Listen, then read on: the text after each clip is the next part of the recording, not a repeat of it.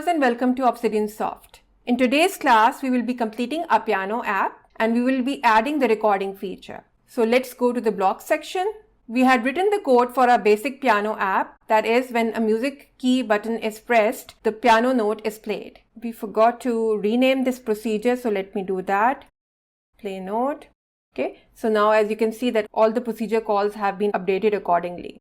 So now we need to work on our recording feature. We need to add two list variables. Remember, we did lists when we were making our quiz app. When we have to store the same kind of variable more than once, we need to use lists. Lists are a part of our daily life. We make a grocery list when we go shopping. This time we need to make two lists. First is the list of notes that have been played by the user after he presses the record button. Secondly, we need to also make a list of times at which the notes were played to capture the correct time interval. Another reason for including time in our app code is that if we try playing all the sounds that have been recorded in our music notes list, by just iterating through the list, the computer will be so fast that we will come to the last note and we will actually only hear the last note. So we do need to add some sort of time delay between playing the music notes. And what better thing than to record the actual time interval that was intended by the user. So for example, if a user wants to play the second note after a 2 seconds interval, so we will record that 2 seconds interval and play the second note after a 2 seconds interval. So makes sense, doesn't it? So let's make our first global variable, and this is our notes list. Okay, and go to lists and get this create empty list block. Okay, duplicate because we need the second list, and this is now our time. So times list. We also need to create another global variable, and this is our record on status, which will be just containing a Boolean value, that is a true or false value, just to tell us if the user wants to actually record. So we will only record if this record on is true. So initially it is false. Okay, so it will be only turned on if the user presses the record button. What happens when the record button is pressed? So when the record button is clicked, we are only going to set this to true. Okay, so I just got the setter from here by hovering over it, and I'm going to assign it the value true. And what happens when the clear button is pressed? The purpose of the clear button is to clear our music notes list and of course our times list. So just going to go down and get the clear button click event. And when that button is pressed, I'm going to set my record on to false. So just duplicate it and make it false.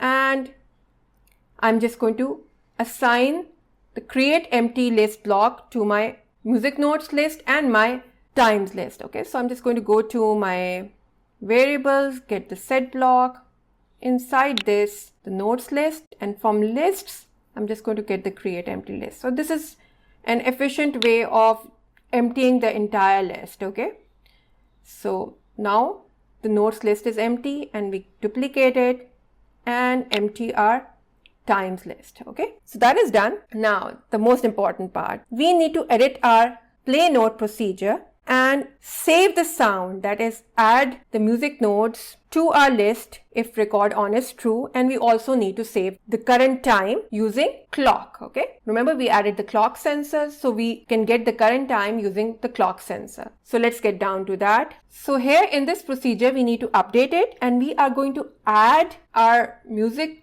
source, that is sound1.source, to our notes list if record on is true, and similarly we have to add the current time to our times list. Okay, so let's get an if block from control.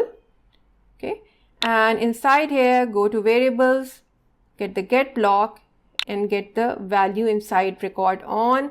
So if record on is true, we are going to save the sound source and the time. Okay, so go to lists, get the third block, that is add items to list. Here we have to provide the list name. So go to variables, get the get block, here notes list, and let's get the sound source. So go to sound, and this is the sound source. Okay, so I'm saving the sound source. Okay, so I could have actually saved the note too, but then I would have had to construct the file name again. So it's better to just get the final constructed sound file name. Okay, so I've saved that. And secondly, the time, so just duplicate it, change it to times list, but now instead of the sound source, this will be the current time. And how can we get the current time? We go to clock and get this procedure called clock1.now.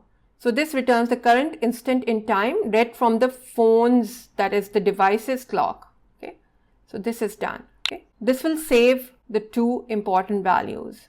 Another thing that we need to create is a global variable notes count. Okay, I'm just going to go and duplicate this record on, and I'm going to name it notes count, and I'm going to give it a value of 0. So initially we do not have anything recorded, so the notes count is also 0. Now we want to create a procedure for playing our recording sound. We will call it from our play button when it is pressed.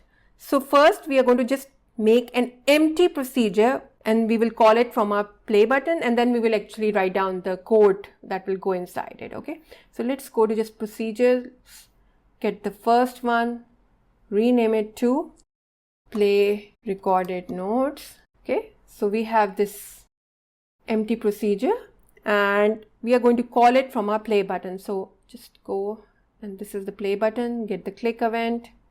And when the play button is pressed, we should only call this procedure if we have something inside our music notes list. So we're going to check if we have something inside it. So how can we check that? We need to get an if block. So I'm just going to go to control and get this if block. Okay. And how can I check if there's something inside my notes list? I can get the maths block, get this equal to block, change it to greater than, and maths block 0 value, and here we are going to plug in the length of list block. So we get that from lists, and here is the length of list block, and we need to provide it the list. That is, we go to variables when you get the get block and we give it the notes list. Okay, so plug this here. So if notes list is greater than 0, we are going to set this notes count to 1. That is the first index, the first position. This is to tell from where to start. We will be actually increasing it so we know at which point the next music note is located. Okay, so we will be keeping a running index of where we are while we are playing. Okay, so this will make more sense when we actually code it. So I'm just going to go to variables and I'm going to get the set block, and here I'm going to set the notes count to 1. So that is the first index, and I'm going to call this right now empty procedure, but obviously we will be filling it up with some code. So I'm just going to call the procedure. So call which procedure? The play recorded notes. Okay, and this procedure will actually take care of the time interval and making sure that we are playing the correct note by making sure that we are playing it according to the notes count, that is where we are at that current moment. Okay, so play recorded notes, the procedure will be called by play button. So what happens in our play recorded notes procedure? Okay, first of all, we are going to set our sound source, that is the sound component source, to what should be played. And how can we find that? We can use the notes count and get the item in our notes list and then set it to our sound source. So we're going to go to sound and set its source, and here instead of this anote.wave, we are going to look inside our notes list and get the item that corresponds to the notes count, that is the index which should be played. Okay, so I'm just going to go to lists and get this select item block, and here from the variables I have to tell that get it from the music notes list, and the index should be the notes count, because remember we will be incrementing it, that is adding a 1 to it after every note is played. We go to variables again and we get the get block and we get notes count. Okay, and we are going to call sound one component to play. Okay, so just call it to play. Okay, and then the most important thing, we are going to check, do we have any other sound that has to be played, that is, do we have something left in our notes list?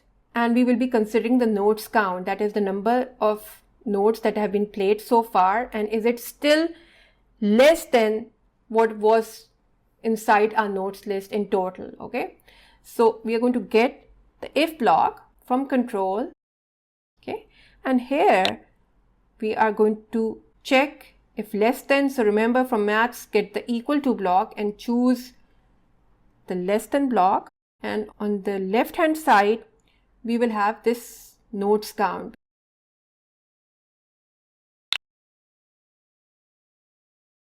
And on the right hand side we are going to look at the total size of our notes list, so we can get this from here because we did exactly the same thing here. So this will give us the size of our music notes list that we had recorded. Okay, so if we have some notes that have to be played yet, because our notes count is still less than our total number of music notes that had been saved, what we are going to do is that we are going to add a timer. That is, we are going to get the time interval from our times list, and we are going to set up our timer so that the note should be played after that time interval. And how are we going to do that? We're going to go to clock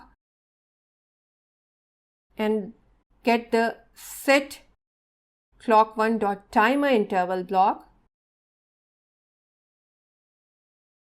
Set the clock1.timer interval. Now this is interesting. Remember, we have this times list and we have saved the exact time at which the different notes were played.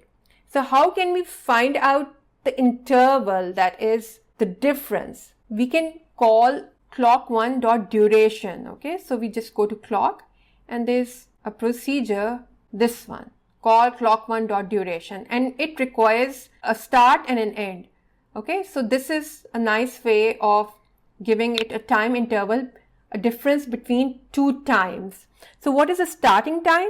The starting time is the time at which this note was played, that is the previous note was played, and now we want to find out the time at which the next music note that comes after this one should be played. Okay, so what we're going to do is we're going to go to our lists and the select item list, and here we are going to just duplicate this and make it times. Now remember, we are dealing with time now, and we're also going to give it the notes count. So this is what was the time that was recorded for this current note. Okay, so it has already been played, and inside the end we will give it the time for the next music note. So how can we get the time for the next music note? We will just add a 1 to notes count, and that will be giving us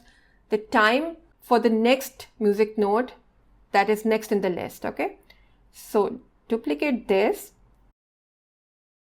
Now we need to add a 1 to it. So let's go to maths and get the plus block and plug this here, and maths, get the 1. Okay, so what's happening? We are giving it the time interval between two times, and here the time was for this note that has already been played, and this time is for the next note in the list, in our notes list. Okay, and now we are going to actually increment our notes count. Okay, so go to variables, get the set block. Okay, and here it's the notes count, and we can duplicate this +1 block. Okay, so now our notes count has been incremented, that is 1 has been added to it, and we are now going to enable our timer. Okay, go to clock 1 and set clock 1.timer enable to true. Okay, so go to logic, make it true. Okay, so we have given the correct time interval to our clock and we have enabled the timer. So what is happening in our procedure? Let me recap what we have done. In our procedure, we set up the source for our sound component and we played it, okay? And then we checked if there were still some notes left in our music list and we compared it to our notes count, because our notes count is maintaining the number of notes that we have played so far, okay? If the notes count is still less than the total items in our notes list, then this means that there are still some items left and they should be played after the recorded time interval. So we set up our clock's timer interval to the difference between the two recorded times. So this is capturing the difference between the two times, and we also enabled it, and we also incremented our notes count so that the next sound is played, okay? And now when the clock timer actually goes off, so we enabled it, and this block will be called when the timer goes off. We are first of all, we are going to disable our timer, okay? Because the enabling thing will always be done here, and we don't want that this clock should be called again and again. It should be only controlled from here, okay? So we disable the timer, and this is interesting. We are going to call this procedure again, okay? So this is a form of recursion in programming. That is, we are calling the same procedure again and again until we reach a condition where it should not be called again. And what will be that condition? When there are no more music notes left in our music notes list that have to be played. That is, our notes count becomes equal to our music notes list. That is, we have played all the music notes, okay? So we should not worry about any time interval, and we should not worry about playing anymore, okay? So I'm just going to call this procedure. So go to procedures and get this call play recorded notes, okay? We are done with our recording feature, and this will work, and the music notes will be played after the correct time interval that the user actually intended, okay? Another thing that we can do, optionally do, is that remember we added a notifier. So right now, if you press the record button, there will be no notification for the user that their music notes will be recorded. So let's add some messages for the user. So when the record button is pressed, let's add a message. So this block, this call notifier.show alert, give it a message from the text block, get the empty block, and just tell that you are recording, okay? So this is a nice way of telling the user that the recording feature has been turned on, okay? And similarly, we can do it inside clear, that we are clearing, okay? This is done, and I hope you liked this video and you understood how we save the music notes and save the times list, and how we use this procedure to play the music notes by incorporating time in it, okay? Now have fun making your piano app, and please subscribe to my channel if you haven't done so, so that you don't miss any of my classes that I have planned for you. I have some interesting things in store for you, and do share my video with your friends and family, and tell them about my channel if they are interested in knowing how to make apps using MIT App Inventor, or they are interested to learn coding from scratch, because I have tutorials for that too. So thank you for watching my video. Have a good day and goodbye.